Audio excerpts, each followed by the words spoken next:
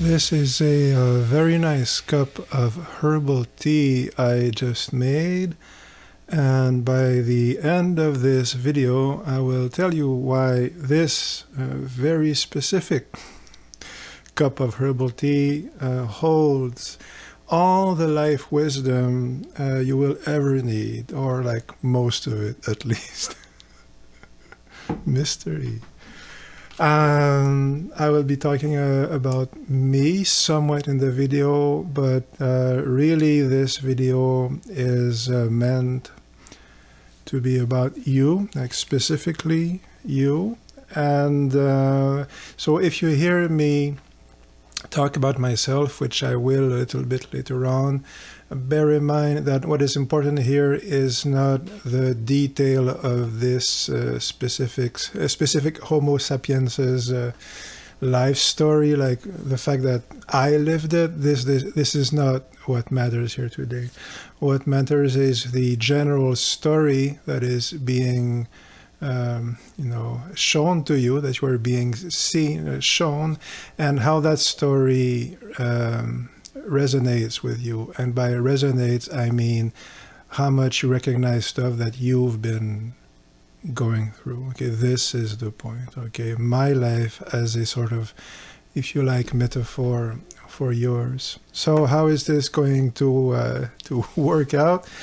I have this very elaborate list of questions which I will ask, and some of which I will answer, and I will try to be as succinct as I can, though sometimes I'm not very succinct. So all I can promise is that I will be sincere and heartfelt, and that I will try not to not to bore you to tears, but anyway, okay.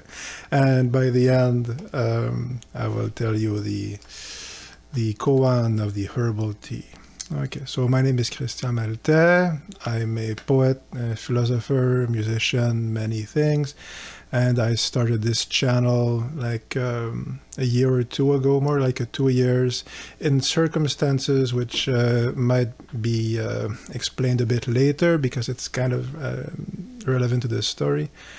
But having said that, the obligatory introduction, I also like have a healing practice, and this is what this channel is about.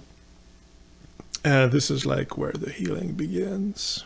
So question number 1.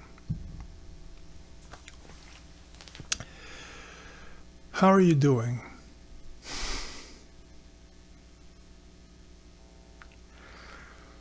Okay.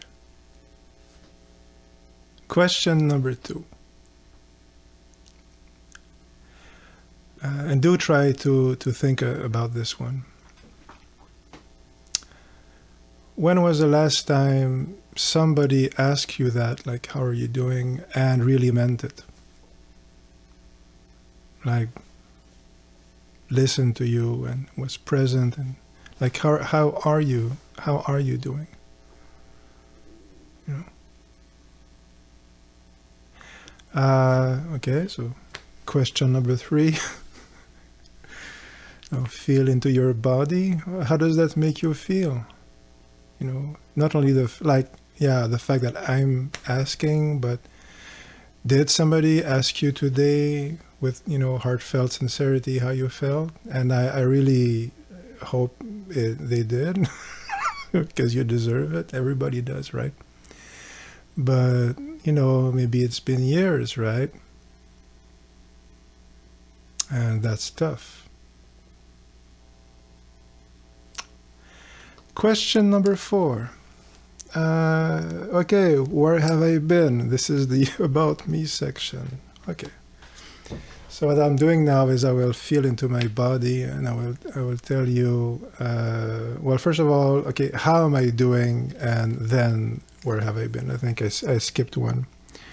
Yeah, how am I feeling? I'm tired. I'm kind of exhausted. It's okay though. I'm feeling pretty good. Again, this is not about me, but yeah, I'm happy because I launched my new like quote unquote coaching service, which I will be telling you about a bit later. I did some good writing, so I'm happy about that. I feel some tension in my body. I'm working through some trauma. That's stuff like lots of stuff like that. I could go on like that, but basically, I'm really happy because I'm doing this now, and this is something that is truly a response to a calling, and a desire to help.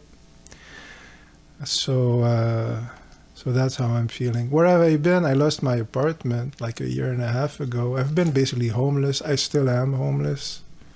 Okay, this is a friend's apartment who's very, very nice, very generous. So this is where I'm living right now, and he's very nice, very patient and helpful. The herbal tea of mystery. And what happened is I was struggling a lot. And, recurring issues, material issues, all that stuff, emotional issues. And, so as I was about to lose my apartment, and it was very tough, and I had tried many million things, and none of them worked. In fact, not only did they not work, but they kept failing in the most spectacular, heartbreaking fashion possible for like years. 15 years, really. And when I say heartbreak, I mean, yeah. So I'm there, right? Like last year, a year and a half. And I'm like, man, I need to find something now, right? So okay, I put my mind to it. And, I have this intuition, okay, do the coaching program, do the thing, right?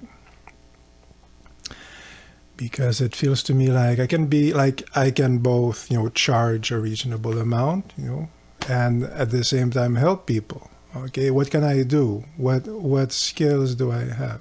Okay, and again, this is about me, but this is also about the comparable version of this for you, right? Whatever that is. Okay. So the fact is that, for various reasons, I did develop like a good ability to be both, present and grounded and to listen to people. I'm not saying I always achieve it in day-to-day life. I'm not saying I never, scream at my computer, which I did do today. Or, get mad at the microwave for some strange reason. But yeah, I did become good enough at listening to people that, people do stop me in the street, and I'm not saying that to boast. I'm just saying that was kind of like one of the life messages I was getting. If people keep, stopping you on the street and telling you their life story, and you're listening to them, and you hold space for them, and sometimes you not exactly give advice, because usually no one needs advice actually, but okay, share your perspective and be heartfelt and sincere, but really again hold space for the person. Well, after a while, if it keeps happening spontaneously, you kind of figure out that maybe I can be helpful that way, and I can certainly use the money. And we are spiritual beings, but in material bodies, and material bodies need to eat and find shelter. And in this civilization, at this stage of history, that means finding money. We're not at Star Trek 4 stage yet. Anyway. But what's the mistake I made? I think this is my next question on my list. So how I tried to fix it, I tried to come up with a coaching plan, but it was very enterprise driven, and it was very, it was kind of mind focused. I mean, the impetus came from the heart, and dare I say it, of the soul or spirit, or insert whatever term you want to use here, but it came from a deep place of truth inside me, like the so-called still voice Still some voice. So anyway, so yeah. But because I was such in a state of panic, and understandably so, and I was feeling horrible because rent was late, and I was putting a lot of strain on the landlord, who was super nice, a very nice, couple. I didn't feel right, and a lot of strain to, for everybody, really, right? So I wanted to fix it. And so I did research, and I did, marketing stuff, and I came up with a nice formula, the Optima method. Sounds good. I'm not calling it that now, but it was good work. It made sense. It was catchy and all that stuff, and it was heartfelt. It was sincere, but it was still too mental. It was still too clingy. It was still too desperate, and not so much the project itself, but the energy I was bringing to it. And I was too desperate for it to work now. Like, I need the money now, And if you've tried, for instance, all the manifesting techniques, Neville Goddard, law of attraction, stuff like that. And I spent so much time, so much time and energy in the last, let's say, 5 years, more than that really, on that. And more like 10, 15, but intensively, in the last few years. And obviously, it wasn't working. So I was like, I need to focus on the positive. I have the money now, that sort of thing, right? But it was all that very desperate energy with a veneer of pretending like you're super upbeat and that whole thing, right? Like a Tupperware convention at a Scientology center or something like that. Anyway, so if you're into Scientology, it's not personal, okay? But whatever, you know what I mean. So what was my mistake? Well, my mistake is that, the message was true. It was real, right? Like my deeper self, whatever you want to call it, my deeper self was sending me the answer. It had been sending me that answer for a long time. Again, at least 10 years. And I knew this in part because the idea kept coming back, but also because I had used, some of the techniques you can use to communicate directly with your unconscious / subconscious. There are actually a ton of them. So one of them is, you're right with your left hand if you're right-handed, and you ask your question, and it's kind of like automatic writing, stuff like that. And I was kind of dubious, actually. I wasn't entirely convinced about the whole thing. I had plenty of doubts. I still do, but still the answer was like, oh no, that's a great idea. You should definitely do a coaching program, or something like that, service, But it didn't work for 10 years. So what was the problem? Anyway, so all that happened. And I tried so many things. And for me, it was a bit more complicated because I do tons of stuff. I'm like what the cool kids call a polymath, right? So I like, philosophy and science fiction and all that stuff, And, but okay. And I didn't want to drop all that stuff. Okay. So, quick note here, the best healer I ever knew, by far, the person who really taught me the true heart and essence of healing. Okay, I won't name him here because I won't. But a man I love very much, and very wise man, and he was a hunter. That was what he did. He was a hunter. Okay, so as not a job, but it was basically he lived in the woods and he hunted, animals, and he ate them, and he went fishing and he ate them, and he built his house himself in the woods, and and he also did healing. And this mattered because, I think healing in many instances, it's something that we learn to do, but it's a complement to the rest of your life. I'm sure there are, a gazillion good healers who do only that, but sometimes it's kind of like an added value in your life. It's just this extra thing that you're kind of called to do, you know. Anyway, so I had to figure out that whole other stuff as well. You know, I wrote the first draft of a novel, and I have lots of other YouTube channels, and the whole philosophy thing. I have a whole project with that. So there was all that other stuff going on, right? And I was bouncing around between apartments, and you know, trying not to be too much of a drain and a burden on people. Anyway, so yeah, what was my mistake? My mistake was it was too desperate and too mental. Like, it was too mind-driven.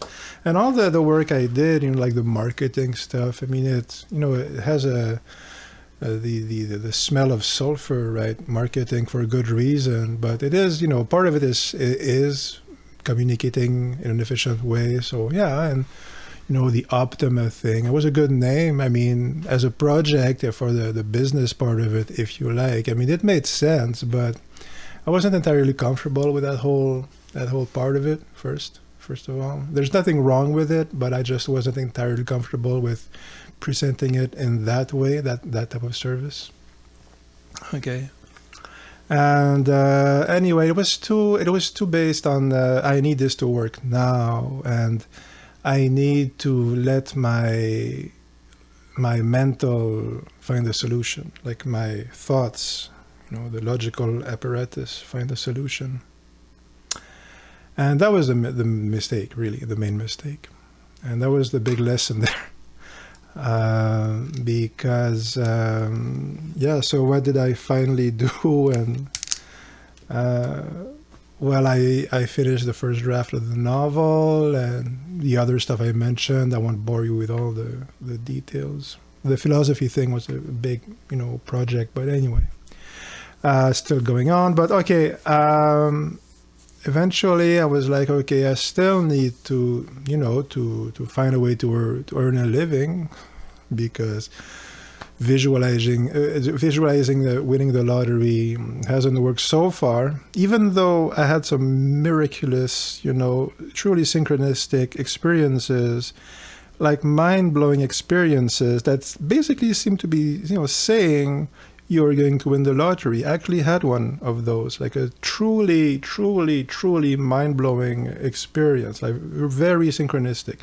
I might tell this story someday, but you know, synchronistic stories only really are ever impressive to the person who lives it. So, you know, but still, I did not win the lottery. So, and I was like, okay, so what's the message, I think, here? And again, I'm talking about me, but hopefully you'll recognize some of those issues here. Especially, you know, these days where there's such a huge crisis at every level on the planet with everybody. The message was coming from the soul, but my mental was trying to be in control of the process, and that it cannot do. Okay, so I had to learn that it truly is life. Okay, there comes a stage where life takes charge of your life. Okay, and you really have to trust the process. So, yeah, I figured out that life was telling me that I needed to go out more in a sincere and service-oriented kind of way, but also at the same time just to be myself, and you know, not to be all pathosy, right? Not to be pathetic, but you know, if you've had severe trauma, or you know, that sort of stuff, of experience, well, actually, you know that really being yourself is in public is pretty goddamn hard. And actually, it's hard for everybody because we're just not taught how to do it. We're taught to be a character in other people's story. We're taught to fit in. And part of that is the pathology of our civilization, and part of that is necessary, just because we're, you know, social animals and we need to contribute. And the fact is that, well, I wasn't contributing enough, essentially. So that's how I took it. Okay. So that's why I told myself, well, I think the coaching thing, based on the experiences I've had, will be a good way for me to, you know, to provide a useful skill for the global tribe, you see. Yeah, so I followed my intuition, and which has brought me here. And I spent the last few days working on a website, you know, for this service, a website which, you know, the URL is individuation.malte, my name.org. So it doesn't exactly roll off the tongue, but an individuation, like most people don't know what that means. So so the marketing gods may be frowning on me, you know. But individuation is that process you go through when you learn to become yourself, and you usually recognize you're going through it because all this stuff I mentioned, you know, keeps happening to you. And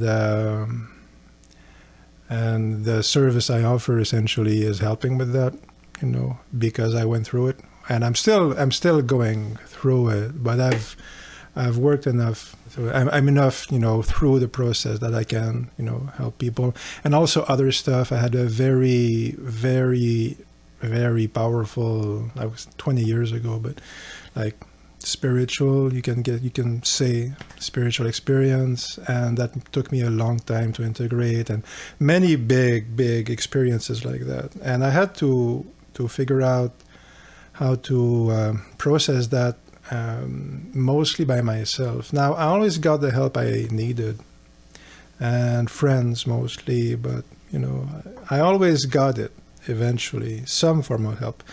But it was often just enough to keep me alive and going, or to give me the tidbit of wisdom I needed. And it was always after, you know, the worst night of your life, and then the sun comes up and you haven't slept, and then, you know, the singing bird brings you the solution, or at least, you know, the balm on your wounded heart.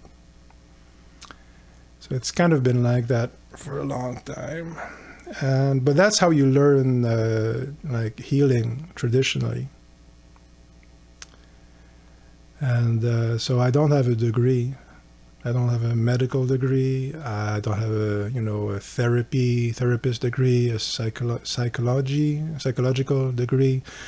Zero of that. I did do a lot of reading, you know, on Jung and stuff like that, but I don't have any of those skills. I don't claim to have them. I don't replace those people. I don't claim to in any way, shape, or form. I don't pretend to have, you know, I'm just a guy who went through a lot of stuff, and I learned the skills to make it through those things, and now I can share them with you if you're going through comparable stuff. So that's what I do. Okay, like in shamanic cultures, that's basically how you learn, right? And our civilization doesn't recognize that, but we used to have it not that long ago, you know. Anyway, like the Celts, whatever. Okay. So, and the human body still produces those experiences, and the human collective body still produces people who are able to do it, and who life trains to do it by going through all these grueling experiences. Delicious gruel. So yeah, because it's still necessary, you know, and so there's no name for it, and there's no diploma for it. And again, I'm not a doctor, but I did go through the whole thing. So I'm here with you now. So that part was about me, but it is kind of about you as well, because the world needs everybody right now. Like, it needs healing, and it's a group effort. So you, my friend, my beautiful friend, you have something which only you can bring, you know, which is part of that healing. So my job, as I see it, is to help you, you know, make that more a part of your life, you know. Basically. But if you're having a hard time with anything, really, that's what I do, right? And because it's all a part of it anyway. So, yeah, what now? I'll put the link in the description. The first meeting is always free. Like there's a free 30-minute session, no questions asked. I mean, I don't ask for credit card numbers. There's the form, but there's no credit card. There's no enter your email to be part of my mailing list. I mean, you entered your email because I need to respond to you, but it's like I don't use it. Okay, except for that. Okay, this is really a free, no strings attached, you know, consultation. You know, it might be whatever issue you have. Maybe it will heal your. It will be enough, you know. Often it isn't, but it's. I mean, I would not only I would use it, but between you and me, I used plenty of free offers like that, you know. And you know, if you go at the supermarket and they're offering you the free bologna, the free, you know, complimentary craft dinner with extra anchovies, and you have to ask yourself, should I take some? And you feel bad because you have no intention of buying it, and you have to pretend and you eat the craft dinner with anchovies, whatever. So don't feel bad. You know, if you want to just take the free session, go for it, okay? Because it's part of the thing, okay? And after that, we'll see if I'm a good fit for you and if you're feeling it, which you like. We both need to feel it. That's the thing, right? But yeah, don't be shy. The free session, that's what it's there for. And what about my little herbal tea allegory?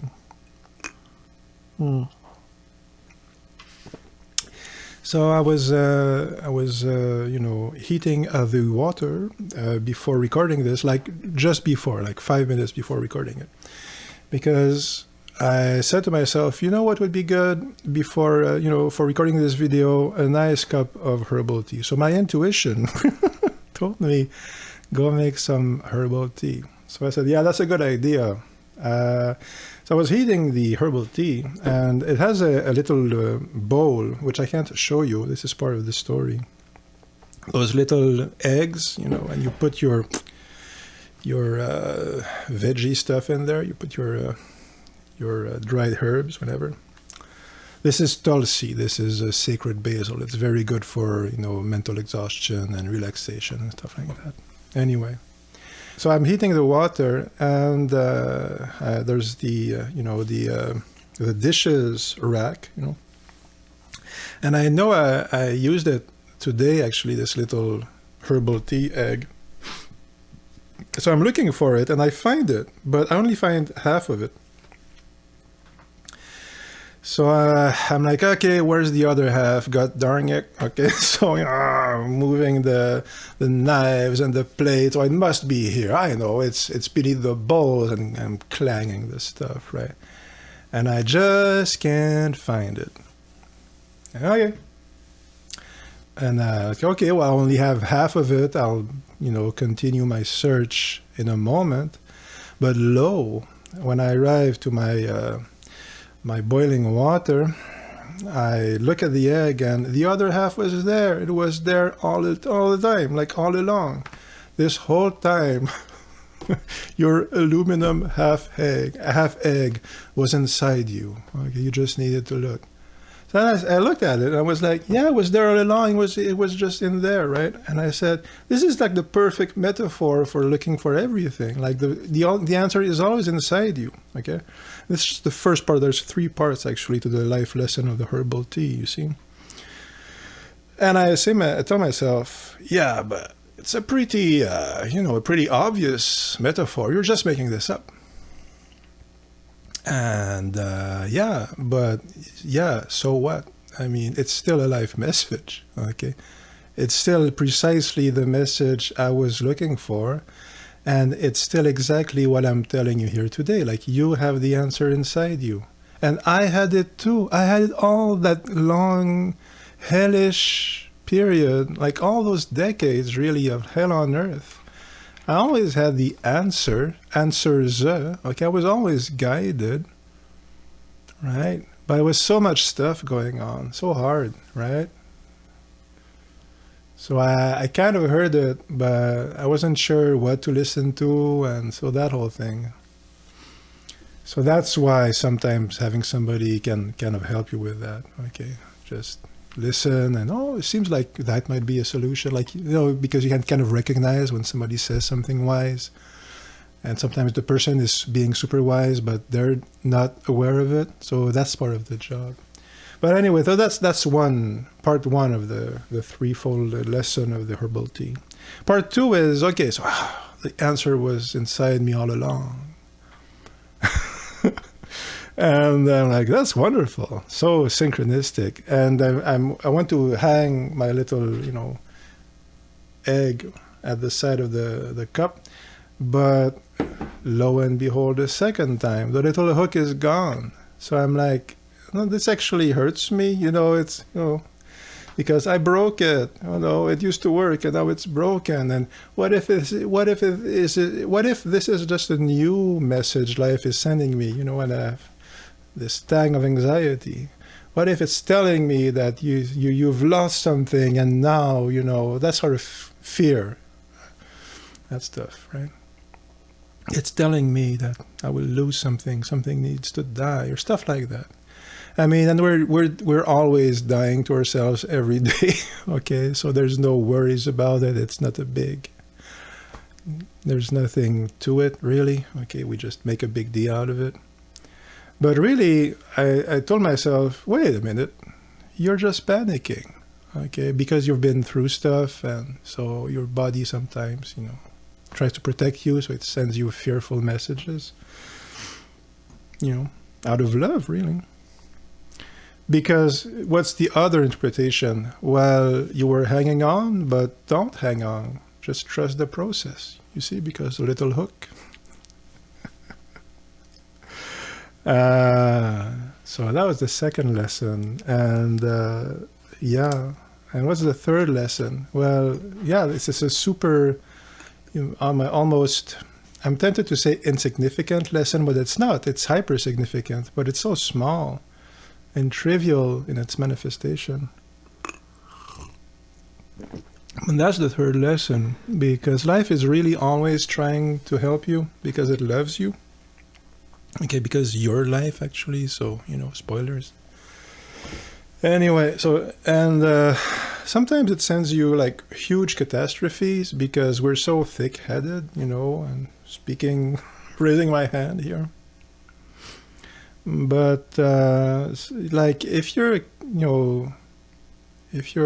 paying attention, which basically means being receptive to your body and intuition, and it doesn't imply having worked through a lot of stuff. I mean, I'm not gonna lie, but usually, like, life will send you the easy message if that gets the point across. Life is not trying to hurt you. Say life is trying to heal you, really, because again, life healing you is life healing itself. And generally speaking, I'm not sure how much life needs healing, like in the cosmos, but on Earth, it needs plenty. So yeah, life is always trying to help you and always trying to heal you and trying to support you. And, it sent me that little message. And to me, I mean, it was exactly what I needed to hear, and it's directly relevant to what I'm doing here today. And it's beautiful. And we're like, oh, that's being childish. Yeah, it should be childish. It should be. That's a good thing. Anyway, so life is trying to help you, and I'm trying to help you. And yeah, I'm plugging my service, sure. But that stuff only works, if it's heartfelt and if it's with the energy of presence and attention, and that can mean setting limits. That's part of the work as well. I'm not just a sponge, but I am here to absorb as much as I can, during the session, and to help you work through whatever it is you're working through, because I want to, heal the world, and that means healing you. So that's it. Enough for today. I do hope you're feeling well. If you're not so well, I mean, it will pass one way or another. And if you're curious about what I said, or you feel, called to work for me, with me, for me, what's the message here? We're all working for each other in the purest, most heartfelt, devoted way, you see. Yeah. There's a deeper truth there, but topic for another day. Anyway, the links are in the description. Take care of yourselves, and I will see you soon. Love, love, kiss, kiss. Take care.